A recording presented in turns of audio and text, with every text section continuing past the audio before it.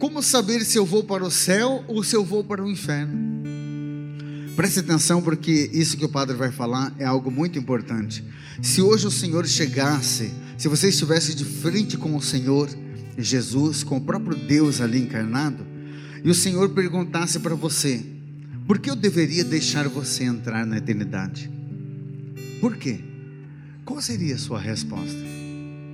Quais são os motivos que você apresentaria para o Senhor que justificaria o fato de você entrar para passar a eternidade toda lá junto com Ele?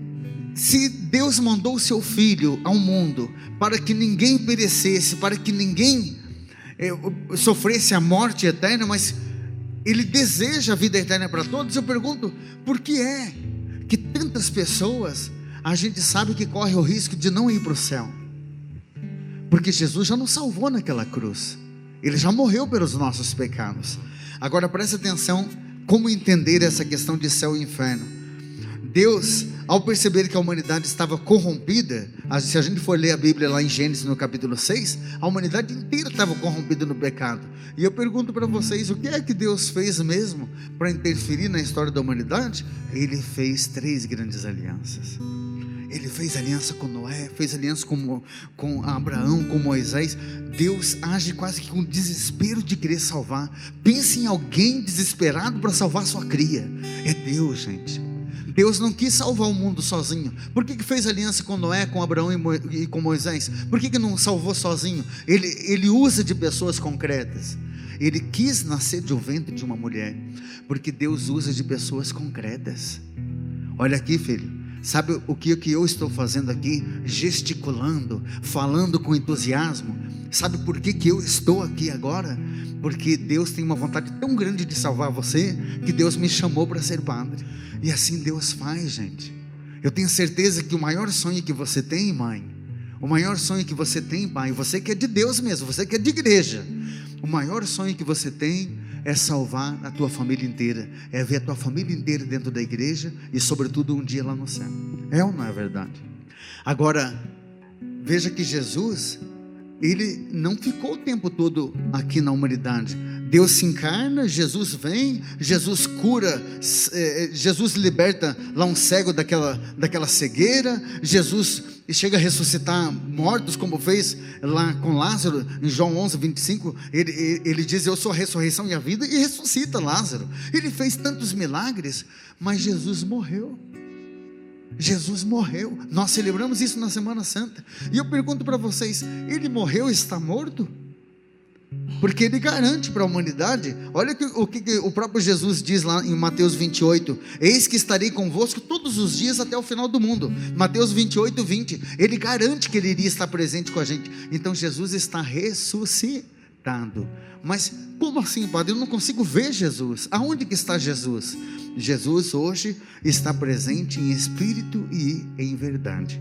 Lá em João 16 diz assim: entretanto digo-vos, convém que eu vá, mas eu enviarei o Espírito Paráclito, o Espírito da verdade.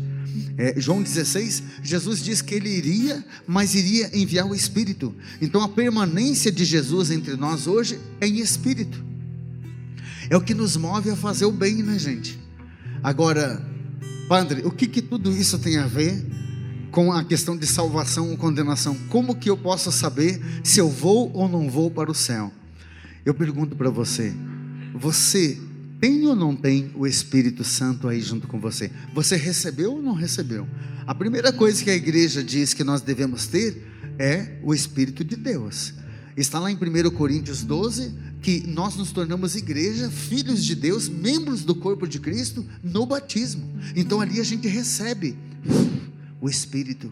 Ali Jesus está tomando conta daquilo que é dele, o Espírito Santo. Agora, eu pergunto para vocês: se nós temos o Espírito Santo, por que às vezes a gente faz tanta coisa errada? Padre, porque nós somos livres para tomar decisões. Nós podemos agir conforme o Espírito Santo de Deus que está em nós, mas nós também podemos agir conforme o espírito do mal. O diabo existe, você sabia disso? Sim ou não? Infelizmente, eu gostaria tanto de um dia contar uma novidade para vocês. Gente, foi descoberto pela teologia que esse encardido não existe, pode ficar tranquilo. mas infelizmente ele existe. Então tem o Espírito Santo que nós recebemos no batismo, mas o tempo todo Satanás quer nos desvirtuar, tenta nos levar para o inferno. E é por isso que a palavra de Deus diz assim, ó: assim também a fé, se não tiver obra, ela é morta por si mesma. Tiago 2,17. Você é uma pessoa de fé, é uma pessoa batizada, mas só o batismo, só o Espírito Santo que está em você não garante a tua salvação se você não tem fé. Ou seja, se você não faz valer esse batismo, se você não faz valer esse Espírito que está em você, aceitando agir conforme os impulsos do Espírito Santo. Gente, hoje nós temos o que nós chamamos de frutos do Espírito e frutos da carne. E a Bíblia dá uma relação exata aqui do que é o fruto do Espírito Santo e do que é os frutos da carne. E termina dizendo assim, ó: dessas coisas vos previno, como já vos preveni, os que praticarem as obras da carne não herdarão o reino dos céus. Gálatas 5:19-21. Os que praticarem as obras da carne, ou seja, se você não agir conforme o Espírito Santo que está em você, você não herdará o reino dos céus. E aqui está a lista. Veja o que diz a palavra sobre os frutos da carne. As obras da carne são estas: fornicação, impureza, libertinagem, idolatria, superstição, inimizades, brigas, ciúmes, ódio, ambição, discórdias, partidos, invejas, bebedeiras, orgias e outras coisas semelhantes. Não para aí. Outras coisas semelhantes a essa. E às vezes as pessoas não entendem o que significa cada palavra dessa. Então, só para você entender, o que é fornicar? A fornicação é o ato de praticar sexo com prostitutas, ato sexual não lícitos, por exemplo, fora do casamento. Isso significa fornicar. Quem pratica fornicação não herda o reino dos céus. Diz a palavra de Deus a impureza. Jesus explica o que é uma pessoa impura.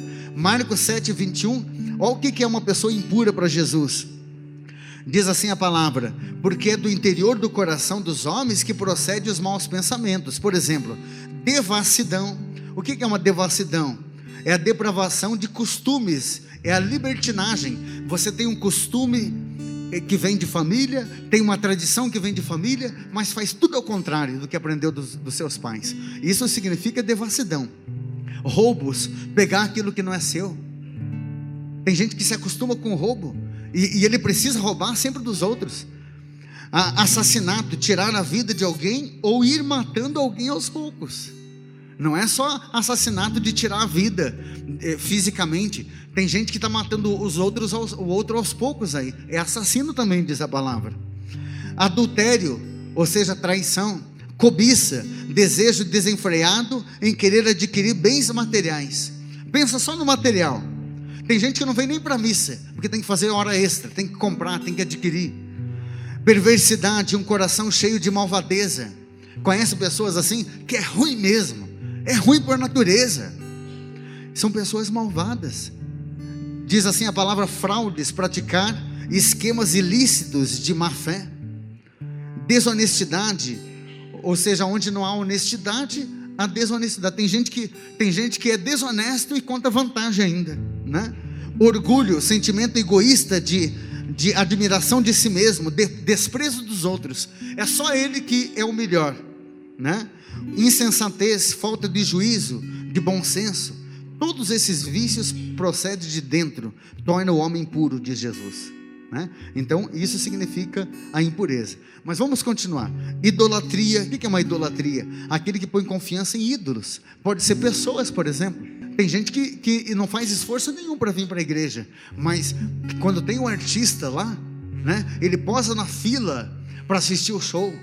Ele fica lá, porque é o ídolo da vida dele, ele chora. Isso é idolatria, gente.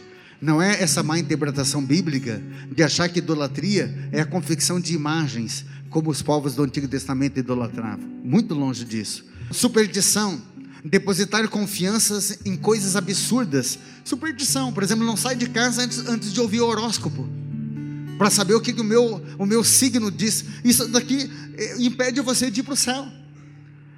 Inimizades, estar em conflito, oposição a outras pessoas, desejando mal a essas pessoas. Brigas, aquele que vive agredindo fisicamente ou verbalmente as pessoas, às vezes os mais próximos. Ódio, odiar e detestar, abominar o outro. Ambição, forte desejo de poder, de riqueza, de honras e glórias. Discórdias, aquele o qual não se entra em acordo, só ele tem razão, isso é discórdia. Partidos, assumir uma ideia, um grupo e agredir aquele que pensa diferente. A gente vê cada absurdo por causa de time de futebol, por causa de igreja. Você faz parte de uma denominação religiosa, de impressão que todos os outros vão para o inferno, só você que está salvo. Isso significa partido. Bebedeiras, e aqui significa também, subentende, todo tipo de droga, porque na época de Jesus o único vício era a bebida. Então não herdarão o reino dos céus. Orgias, prática sexual com mais de 3 pessoas. Isso significa orgia, né? Tem relação sexual entre várias pessoas.